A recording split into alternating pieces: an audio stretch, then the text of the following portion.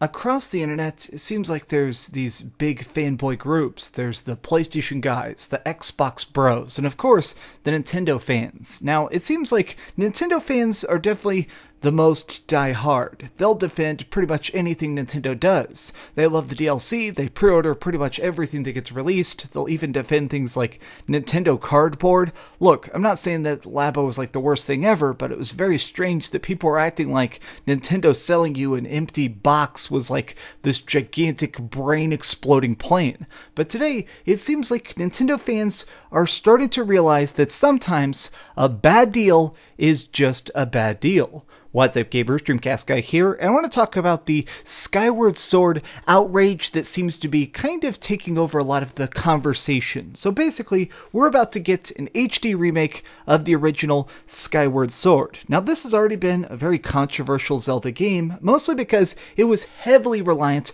on motion controls. You couldn't do anything in this game unless you were swinging and flipping around a gigantic Wiimote. Now, personally, I never had a problem with it. I thought that this was a game that was very, very beautiful and very, very interesting. But the new HD remake of it is actually trying to change some features of it. By putting it on a Nintendo Switch, they're giving it a new control styles, new options, and in my opinion, it looks like it's going to be a better version of the game itself. But some of these details definitely have me concerned. So let's take a look at this. This is the tweet that came out last night that seems to have people definitely just ripping their hair out.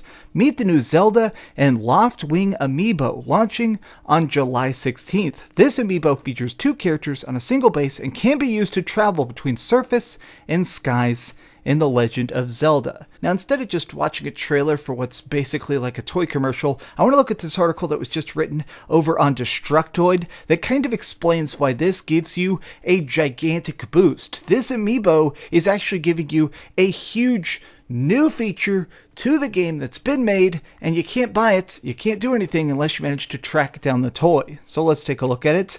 The Zelda Skyward Sword Amiibo is lovely, but its feature should be in the game by default.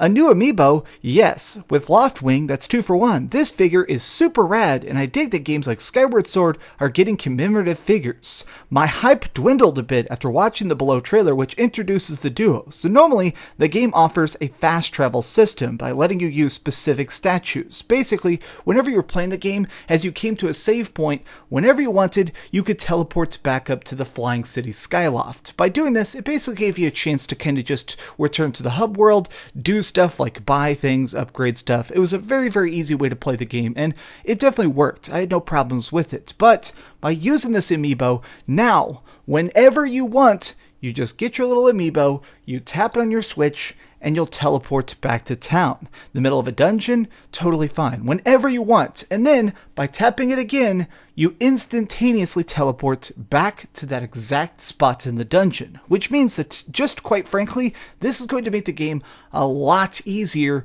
if you get the Amiibo. Now here's my thoughts on this. This should be included because I think that this is a pretty interesting feature. Some of the dungeons in this game are pretty big, so I think the ability to take those breaks to go and buy more arrows and more bombs or whatever, this is a feature that's really, really nice already. The fact that they're trying to paywall it with this on-disc DLC, this is just such a strange move that I feel like doesn't help anybody, and if anything, it doesn't even really help Nintendo because this feature, as cool as it is, doesn't seem to be unlockable in any other way. You're going to actually have to find this toy if you want a feature that objectively improves the gameplay experience. But let's look at this. So this guy here, Salty Dan, now this guy, let me just look at his tweet and we're just going to actually kind of just digest it. Normally, I'm a huge Nintendo guy, but I have to call it like I see it. This is a $60 port of a game with a great feature that improves the game locked behind buying a figure. This seems pretty anti-consumer when this should be standard as an improvement. If you think this is okay, it isn't. Please stop agreeing with big companies because you're a fan. Criticize your favorites. I love Nintendo, and even I realize that this is a bit messed up. this kind of brings to mind a big, gigantic mess that happened about 9 years ago. So about 9 years ago, there was this gigantic mess that happened with Capcom and the game that was called Street Fighter Cross Tekken. So Street Fighter Cross Tekken, at this point, you've probably never played it. It kind of bombed, and in huge part because of this controversy around it. So basically what happened was that when you bought the game, it already had a pretty big cast of characters. Obviously, they had access to all of Street Fighter and all of Tekken in it. But on the disc, when people started to dig through the code that was on like your PlayStation 3 or your Xbox 360 copy, they noticed that there is a bunch of hidden characters. Everybody that was ever going to be DLC was already done. And by actually spending money on the eShop, instead of like downloading the characters, it gave you like a 1 megabyte thing, which was basically a key to unlock the character that you'd already purchased. People were understandably outraged by just the fact that you were paying for something that was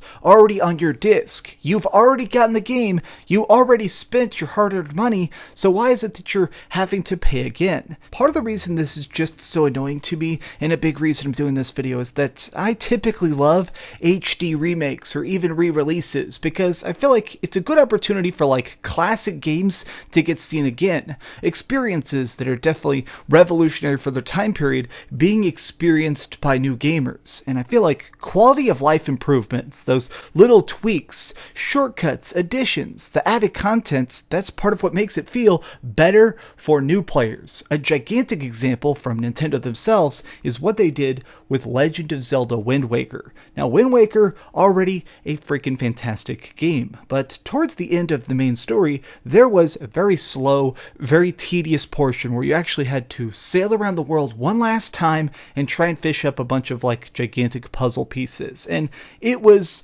understandably annoying. So in the remake, when they did Twilight Princess HD, they cut this down. They actually made the entire just puzzle segment a lot shorter. And honestly, it dramatically improved the experience. This is still a completely 10 out of 10 game, but having a chance to play the only slower portion of this, but a lot better, it improves the game as a whole to have that ability. With Skyward Sword HD, my biggest hope was just to basically give this chance a game to actually shine, for people to take it seriously because they didn't in the past. And you know, part of this that's just kind of weird to me is that I know that a lot of people are going to be forced to buy this. Like, if you are a Twilight Princess fan, you're going to purchase all of it. Like, already on Twitter, I keep seeing tweets like this.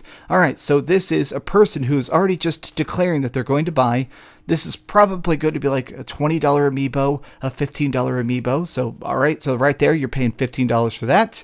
Of course, you're paying $80 for the Legend of Zelda controllers that are for Skyward Sword HD, and then $60 for the game itself. Like, this is a humongously expensive package for what some would consider to be the total experience. And to me, this is just something that only hurts the most hardcore fans. The casuals, the people that are just going to pick this up, now they're going to get a lesser experience. Let me let you in on a little bit of a secret. So when you review a Zelda game, like when you review something from Nintendo themselves, they send you the amiibos with it. Like, as an example, when I played Breath of the Wild, or when I did like an official review for Twilight Princess HD, they actually send you a package that includes the game and all of the required amiibos, because Nintendo themselves realizes that these improve the experience. And to me, it's a bit shady that the reviewers are able to get this instant access to the total experience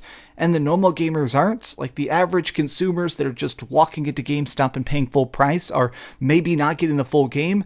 To me, this just seems scummy. Either make this unlockable. If you are acting like this is a great new feature, put it in the game, put it accessible, make it something you can buy from a shop, or make it a way to actually get this without having to pay for a specific toy that might go out of stock, that might get scalped, that might just be so limited edition that nobody can actually get it. This, if anything, is going to help you. The fact that so many Nintendo fans are currently just absolutely pissed about this is a bad sign, and I feel like goodwill goes a long way. Trust gamers, respect the players, and everything goes a lot smoother, because let's face it, you already made this game years ago. It's not like you're putting that much research and development and cost into porting this. You're taking a game that already exists and going, alright, let's just put it, where did I put my Nintendo Switch? let's just put it directly on a Nintendo Switch. There you go. This is your experience. This is your $60 sandwich.